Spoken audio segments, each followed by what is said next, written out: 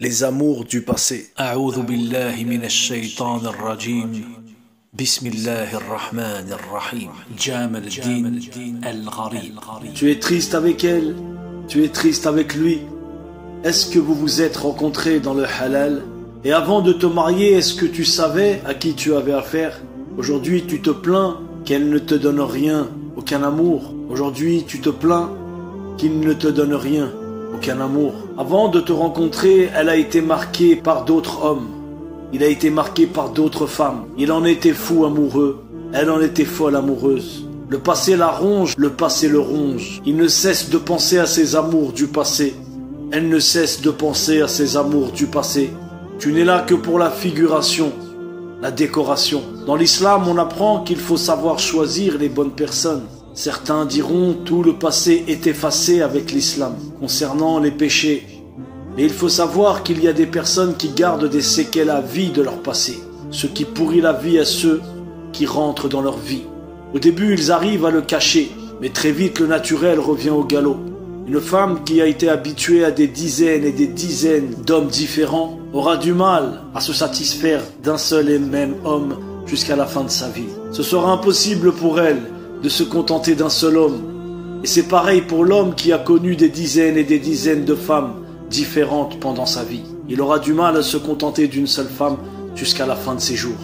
Habituer un enfant à la grossièreté, il sera grossier toute sa vie, même s'il fait des efforts. Donc, apprenez à vos jeunes qu'il faut savoir choisir pour ne pas être malheureux. Et si tu ne veux pas une fornicatrice, si tu ne veux pas un fornicateur, alors ne le fais pas toi-même. Sinon, c'est ce que tu auras. Bismillahirrahmanirrahim. قد أفلح المؤمنون الذين هم في صلاتهم خاشعون والذين هم عن اللغو معرضون والذين هم للزكاة فاعلون والذين هم لفروجهم حافظون إلا على أزواجهم أو ما ملكت أيمانهم فإنهم غير ملومين. Une fille qui a été amoureuse, accro à un homme dans le passé, elle ne l'oubliera jamais.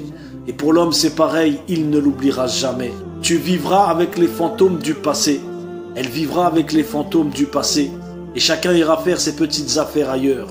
La meilleure thérapie pour faire disparaître les fantômes du passé, c'est la piété, le suivi de la sunna, la récitation du Coran, les bonnes actions.